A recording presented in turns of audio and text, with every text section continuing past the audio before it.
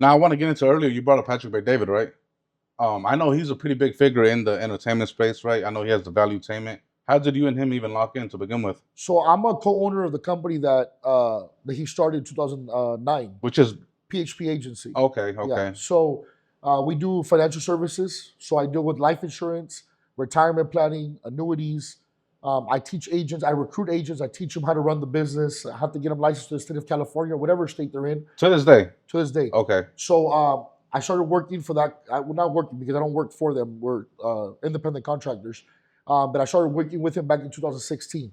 And so then eventually I ran the biggest organization in PHP. And because I was a high performer, still I am a high performer, I got close to him. So there's about 4 or 5 of us that are his circle within PHP. The company has 70,000 licensed agents, but we're the core 6 leadership of the company. And I want to get into that, right? But I do want to get into how there's online they say that PHP is some sort of pyramid scheme. Yeah. So that you say what? Okay. I mean, we recruit agents just like. I'm not too familiar with the business model, right? But I see. Cool. I mean, yeah, cool. I mean, I don't know what to tell you, Doug. People recruit. We recruit. So because you recruit, now you're a pyramid scheme. So the military recruits. That's a pyramid scheme. Oh, okay. The NFL recruits. That's a pyramid scheme. Yeah, I recruit. I'm open about it. Yeah, I recruit. I want to teach you how to do what I do so you can make some extra income. I've taught multiple people how to make 6 figures a year on a part-time. I've taught people how to be able to make $2,000 or $3,000 a month through the insurance industry on a part-time. I recruit them. I bring them on board. I get them licensed to the state of California, and I teach them. By the way, when you see a now hiring, what is that? At any store, what is that? That's a form of recruitment, right? It's a fucking recruiting mechanism, dog. It's just people are like, it's so crazy. Raza's the only one that thinks like that. White people don't think like that. White people, Arabics, Middle Eastern, they don't think like that. It's just our people recruiting. Okay, Dick. You like a football team? You got recruited to that football team. Yeah. You got recruited to the fan club. Like, by the way, don't the Mongols recruit? They have prospects. They recruit some. They recruit. Hey, I like you. I'm gonna make you a prospect. Who doesn't recruit? Right. So that's a pyramid scheme because you recruit. Right? It's just a lot of ignorance, dog. So I don't. It's kind of dying down now because I mean, what are you gonna say? You know, like we sell insurance. That's it. I do insurance and I do retirement planning. Through Patrick, have you been able to rub shoulders like with these politicians, or you kind of did that on your own accord? No, that's what opened all the doors. Oh, okay. Can't take credit for that. Now I've been able to connect with them outside of Patrick, but because I've made a name for myself, but being close to Patrick. I don't know if that makes sense. Like I can't say I'm not saying I would have never connected with them, but this guy knows this guy, this guy knows this guy, this guy knows this guy, this guy knows that guy knows that guy, and that's the way you connect. So though it may not be a formal introduction between me, Patrick, and that one individual, but now this connection opens up to another connection, and that connection opens up to another connection. I see. It doesn't make sense. It's a trickle effect. Yeah. So that's the way it is. But I mean, yeah, the pyramid. By the way, Herbalife. You know how many people Herbalife has recruited, bro, and some paisitas been able to make a little bit of money. And if you could put money in people's pockets, and you wanna knock on that shit, but you wanna glorify fucking drug dealers and bumping their songs. You know what I mean? Like, dog, you got your priorities. That's the thing about the Hispanic community, dog. You got your priorities fucked up. You call a lady in Amway, in Herbalife, right? In Primerica and whatever. Fucking pyramid scheme. But you're pumping, ando cortando cabezas y 3,500 balazos. What the fuck, dog? Like, support the local business. They're selling a product. There's a product. By the way, the people that call this type of things a pyramid scheme are the same people. Sell me $100 and then $100 and gives. You remember that shit on Snapchat? $100 and then you give me $100. Oh, dude. Dog, that's a pyramid. That's a real pyramid scheme. That's the legitimate definition of a pyramid scheme. That is a real pyramid scheme because there's no product. But if there's a product, it's not a pyramid scheme. So if I'm selling, this energy drink, and I'm making money, and I'm like, hey, dog, join my team. We're gonna sell energy drinks. There's a product there. That's not a pyramid scheme. It's a distribution method. Instead of using a commercial, the companies are rather pay a distributor than to pay a commercial to then get the word out about the product. That's it. That's it. You being around Patrick, what's some of the biggest piece of game that you've learned just being around him? The list is too long. long. One that sticks out to you. It's been almost 10 years. What I'm doing right now.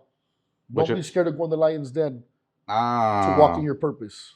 Don't be scared. I've never really been scared, but I would have 8 years ago, 9 years ago, be like, I don't fucking, fuck that. I don't need to do all that. Why do I got to put myself in the limelight like that? Right?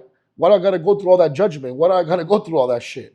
Now I was like that for a really long time. Yeah. Hence why I'm barely popping out. Yeah. Yeah. So Patrick, that was what, hey, you have a purpose in the world and you will be judged because of it. And it's going to be by the people that look and talk and walk like you. And you have to be okay with that. That's the, outside of the dog, it's a million things. But on a bigger level, on a bigger scale, that's the biggest thing he taught me. But of course, he taught me, you know, how to build a business. He taught me, you know, mentorship, leadership. But that's really the smaller of the bigger thing that he taught me, which was you have a responsibility of leading people outside of just making money into bringing them to the light. And I have people that I could show you DMs that are not necessarily in my industry. But, hey, dog, I started my fucking gardening business because I've been watching you. I started my detail business because I've been watching you. I buy a truck, I get, within 6 or 7 months, I get 3 DMs. Hey, dog, I saw the truck you bought. I bought one just like it. That's a form of influence. Mm-hmm. And then some people just don't have, their ego's too big, so they won't tell me.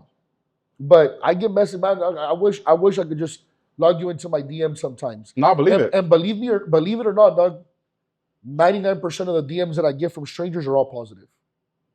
And a lot of people that are watching me, you know what's crazy? All your loudmouth, ignorant motherfuckers are gonna comment on this podcast. And all the ones that don't say shit are the ones in my DMs. You know what the problem is with our people too? We're silent to defend what's right, but we're loud to talk shit about what we don't agree with. And a good portion, and I truly believe this in my heart, a good portion of the people that are watching this are going to agree with me, but they're not going to put it in your comment section. What do you think that is? Scared of judgment. And I don't blame them for it. It's okay. You don't blame them? Why? Because the raza so hard on them, or no, why? Because maybe that's not your calling. Okay. I chose this path. I chose it. And because I decided to carry this cross, it doesn't mean that you have to carry it too. So I don't expect you to comment in the comment section. And when I went to Hoodstocks, you have no idea how much you would watch the Hoodstocks comments and you think everybody hated me. You have no idea. Oh, they were really going in on you in the comments. Some of them will. Some of them were. You have no idea, dog, how many DMs I got from that podcast. From people, hey, dog, I fuck with you. Hey, that's some real shit. Hey, I didn't see things that way. And people that I still have relationships to this day that I've never met in my life, but you know what I mean? They hit me up. And the same thing's going to happen with yours. All the loudmouth, ignorant motherfuckers, coconut, sellout, he thinks he's white, bootlicker, I already know. But those people, dog, like, which was Brian? I met 2 of your guys, right? David and Prime? David and Brian, right? Prime, David. Brian, right? No, Prime. Oh, Prime. Right? So David's over there, you're here, and I'm here.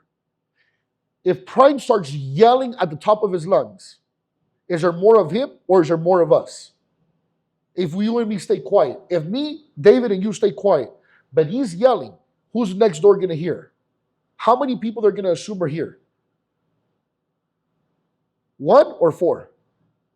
If someone wasn't in this building? If they're not in this building. Like 1 or 2? Right. Yeah. But he's fucking loud. What they don't know is there's more of us here, but we're silent. So your comment section is a bunch of loudmouths, but they're not really they're not the majority. Did you get something against the comment section in this pod? You bring this up frequently. I'm talking about in general. Okay. Because I want you to think about the same thing. As you're building this platform and you get hate, the stupid ones are always the loud ones. That you have so much support silently. I'm trying to generalize so you can understand that when you do anything that's worth doing, the ignorant ones will always be the loud ones. But secretly, more than half of the people support you. They just won't say nothing. You understand? That's what I'm trying to get at. Yeah, I get you. So your comment section, Hoodstock's comment section, everybody's comment section about anything they don't agree with, there's always one guy yelling in the fucking corner, but he just seems loud. When realistically, there's 3 other guys here that are not saying a fucking word. Yeah, it may not seem like that way though, because nobody's saying nothing. But I understand what you're saying. That's it. Yeah. That's it. But I'm also aware of what your comment section is going to be like. Yeah, And I mean, you love already it. know it's full community.